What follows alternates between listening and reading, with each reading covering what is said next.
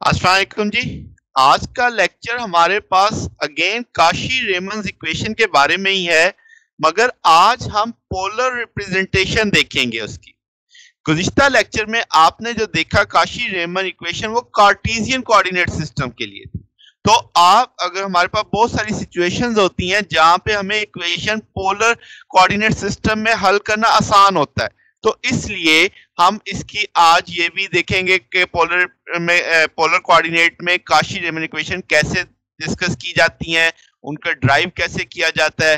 फिर हम उसके एक दो न्यूमेरिकल एग्जांपल भी स्टडी करेंगे। तो शुरू करते हैं जनाब। हमारी मेन हेडिंग है काशी रेमंड इक्वेशंस की पोलर रिप्रेजेंटेशन।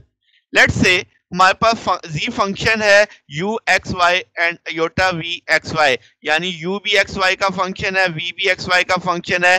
जब मैं इसे पोलर कोऑर्डिनेट्स में ले जाना चाहूंगा तो क्या मैं लिख सकता हूं x प्लस आयोटा y की जगह r cos theta plus iota r sin theta. आप इस फिक्स से समझ सकते हैं कि x कंपोनेंट आपका r cos थीटा आएगा, y कंपोनेंट आपका r y sin थीटा आएगा।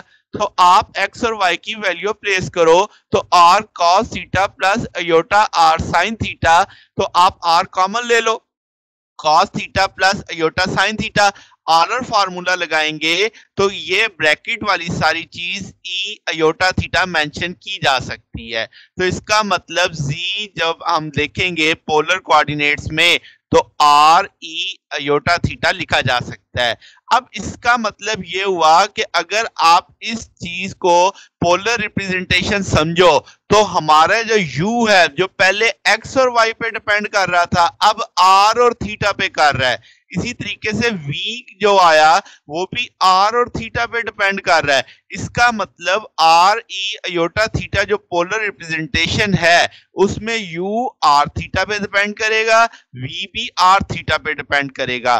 तो जनाब पहले हम इक्वेशन 1 को डिफरेंशिएट करते हैं किसके लिहाज से, थीटा के लिहाज से। तो जनाब क्या हम फंक्शन को लिख सकते हैं कि r तो कांस्टेंट हो गया, तो क्या e आयोटा थीटा का जब आप डेरिवेटिव लोगे तो क्या डिफरेंशिएट करोगे तो e आयोटा थीटा और थीटा के साथ जब डेरिवेटिव डिफरेंशिएट करोगे तो आयोटा बाहर आ जाएगा। तो इसका मतलब अब आपके पास यहाँ पे u है तो partial u over partial theta, iota बाहर आ जाएगा तो partial v over partial theta. अब यहाँ पे आई आयोटा और r को मैं दूसरे एंड पे ले जाता हूं तो आपके पास अब जो इक्वेशन आ गई f प्राइम यानी डेरिवेटिव शो कर रहा है r आयोटा थीटा बराबर आ गया e आयोटा थीटा बराबर है 1 over iota r partial u over partial theta plus 1 over r partial v over partial theta. कैसे जनाब कि आपके पास जब आयोटा r दूसरी जानिब जाएगा तो इस तरफ डिवाइड करेगा, यहाँ पे पहले से आयोटा मौजूद है तो वो आयोटा आयोटा से कैंसिल हो जाएगा, सिर्फ बाकी क्या बचेगा 1 ओवर r बचेगा।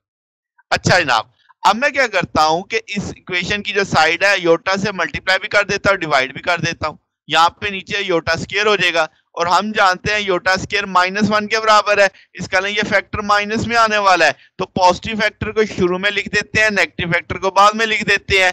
ये हमारी इक्वेशन नंबर 2 बन गई जब हमने अपने फंक्शन को किसके रिस्पेक्ट से डिफरेंशिएट किया, थीटा के रिस्पेक्ट से।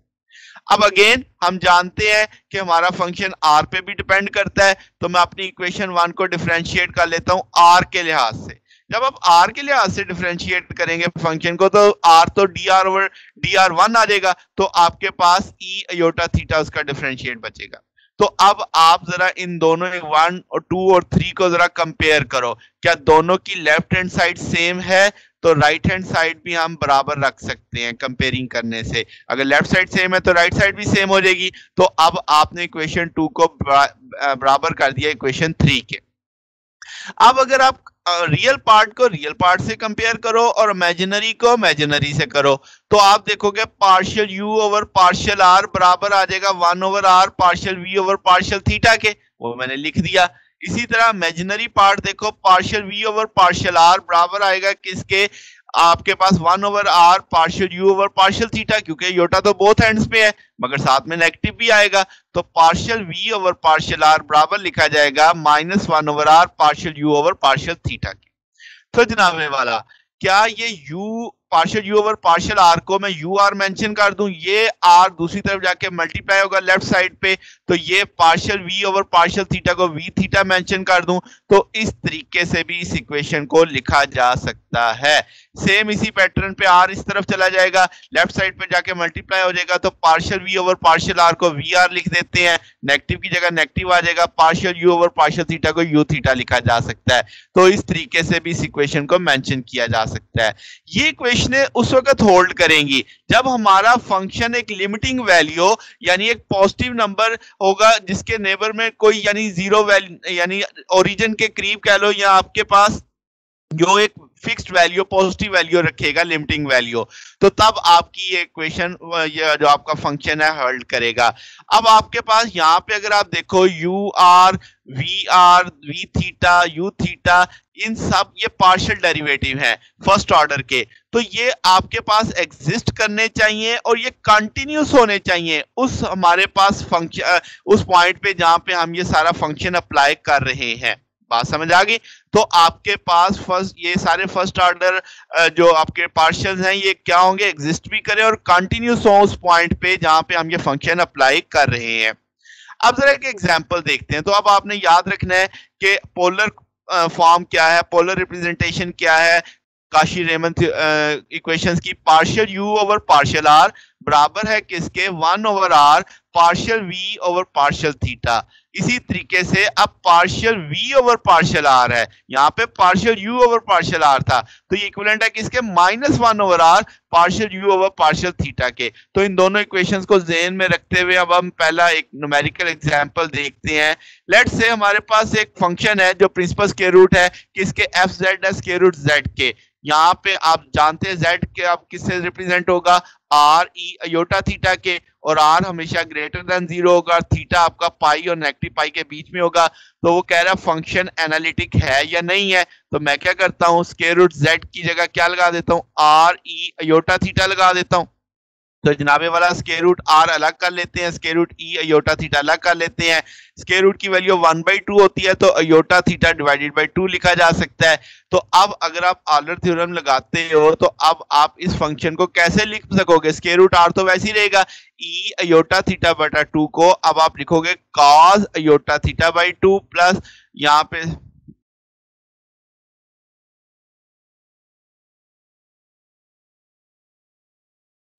तो अगर आप ऑलर फार्मूला यूज करो इस इक्वेशन में, तो अब आप इसे कैसे लिखेंगे, आप लिखेंगे कि जनाब एफ जेड बराबर आ जाएगा किसके, स्क्वायर रूट आर वहीं से, और ई अयोटा थीटा बाई 2 को बराबर लिख देंगे किसके, square root r cos theta by 2 plus iota sine theta by 2 के बराबर लिख देंगे।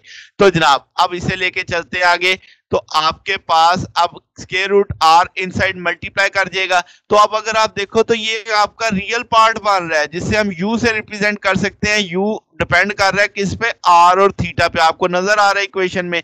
इसी तरीके से ये इमेजिनरी पार्ट है तो ये भी आर और थीटा पे डिपेंड कर रहा है। तो हमने ये फंक्शन पढ़ा हुआ था कि हमारे पास जो यू होगा वो आर थीटा पे डिपेंड करेगा, वी भी आर थीटा पे डिपेंड करेगा। तो यहां से ये वाला factor square root r cos theta by 2 u को रिप्रेजेंट करेगा, square root r sine theta by 2 किसको रिप्रेजेंट करेगा, वी को रिप्रेजेंट करेगा।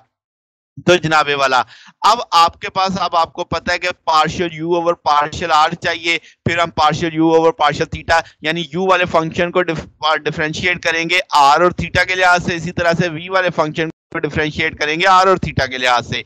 तो आपके पास partial u over partial r का जवाब आ जाएगा यहाँ से 1/2 square root r cos theta by 2 आ जाएगा।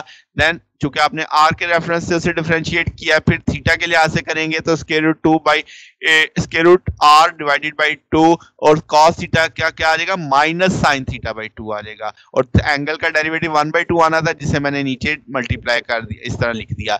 अब partial v over partial r, हमने आर को डिफरेंशिएट करना, वी को डिफरेंशिएट करना आर के लिहाज से, तो 1 over square root 2 sine theta by 2 आ जाएगा। फिर हमने वी को डिफरेंशिएट करना थीटा के लिहाज से, तो अब आपके पास चारों फैक्टर्स मौजूद हैं। और हम जानते हैं, हमने पढ़ा था क्या चीज कि भाई आर यू आर बराबर होगा वी थीटा के। तो जनाबे वाला क्या आर यू आर ये है, जब u को r के लिहाज से डिफरेंशिएट करेंगे, तो अगर मैं यहां से कहूं कि ये किसके बराबर आ जाएगा, v थीटा के, तो जरा देखें जनाब, क्या ऐसे लिखा जा सकता है? तो आपके पास ये सारी चीज बराबर आ रही है। इसी कैसे आप समझ सकते हैं, स्क्वायर रूट आर बाई ऊपर मल्टीप्लाई भी कर दो, डिवाइड भी कर दो, तो जब स्क्वायर रूट ऊपर चला जाएगा, नीचे स्क्वायर रूट आर, सिर्फ आर बचेगा, वो आर दूसरी तरफ ले जाओ। जब आप आर दूसरी तरफ लेके जाओगे तो क्या लिखोगे, आर यू आर बन जाएगा। तो आर यू आर किसके बराबर है, square root r divided by 2 cos theta by 2। क्या यही सारी चीज partial v over partial theta नहीं है? तो हमने वी थीटा के तौर पे इसे समझ लिया। अब जनाब जरा यहाँ पे देखो कि partial u over partial theta यानी यू थीटा जिसे हम बोलते हैं, वो किसके बराबर है, minus square root r by 2 sine theta by 2। जरा वी आर को देखो, यहाँ पे भी अगेन उसी तरीके से मल्टीप्लाई, स्क्वायर रूट आर से मल्टीप्लाई भी करेंगे, स्क्वायर रूट आर से डिवाइड भी करेंगे, नीचे आर बच जाएगा, वो आर इस तरफ चला जाएगा, तो क्या यहाँ पे बचेगा square root r divided by 2 sine theta by 2, वही आ गया, मगर नेगेटिव का फर्क है तो वो नेगेटिव हमने साथ लगा दिया इस चीज के, तो आपके पास ये इसके बराबर आ जाएगा। तो इसका मतलब पोलर फॉर्म जो काशी रेमन इक्वेशन की वो सेटिस्फाई हो रही है, तो हम बोलेंगे कि फंक्शन हमारा एनालिटिकल है उस डोमेन के अंदर। अब जनाब इस तरीके से हम ये न्यूमेरिकल हमें हल करने होंगे।